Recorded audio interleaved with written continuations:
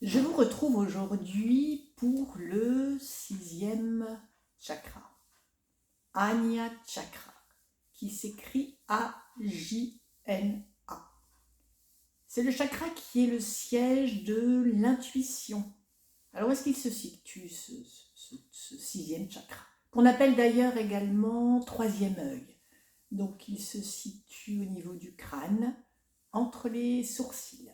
Alors la glande, en connexion avec ce 6e chakra, est une glande importante, parce que c'est la glande qui va commander le fonctionnement des autres glandes dans un système de rétrofeedback. Cette glande est l'hypophyse.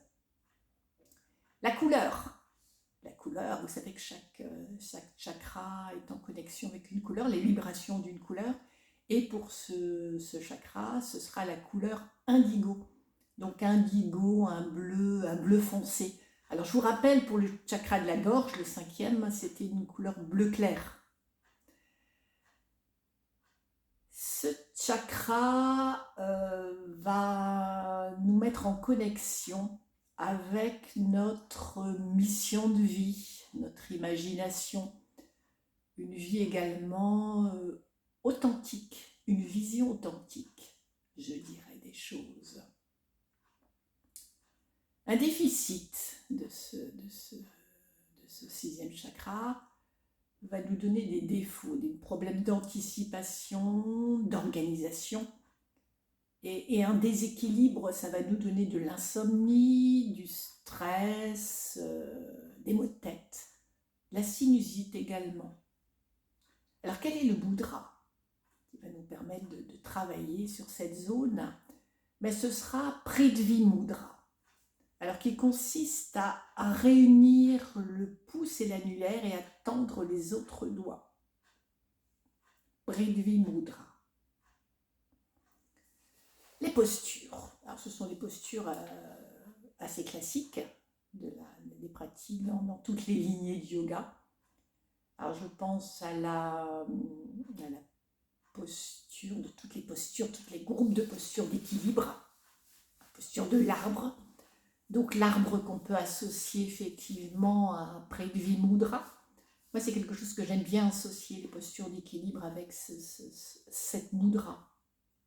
Alors, je vous rappelle, pour les mudras, n'ayez pas d'attente, soyez simplement dans l'expérience de ce qui se passe dans votre corps.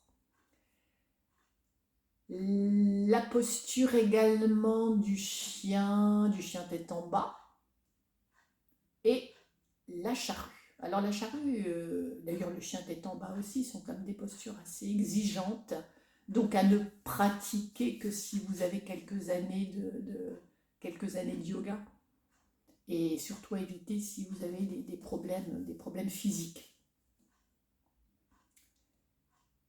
On pourrait dire que ce chakra va mettre en connexion nos deux hémisphères cérébraux. Donc connexion entre la raison et les sentiments. Alors il y a une méditation également qui peut nous permettre d'activer ce 6e chakra. C'est une méditation avec objet. Alors je pense à une méditation qui est pratiquée dans certaines lignées, qui consiste à fixer, par exemple, la flamme d'une bougie. Vous savez que les méditations peuvent être diverses et variées, et celle-ci, donc fixer la flamme d'une bougie. Et pour terminer, vous savez que j'aime bien terminer par une phrase assez générale sur ce 6e chakra. On pourrait se dire, je suis ouvert à ma vie intérieure. Je suis ouvert à ma sagesse intérieure.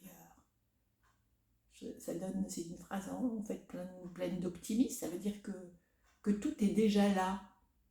Tout est déjà là.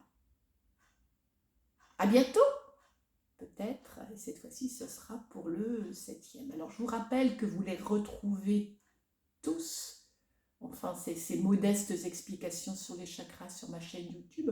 Donc, n'hésitez pas à les consulter et puis les partager également. À très bientôt.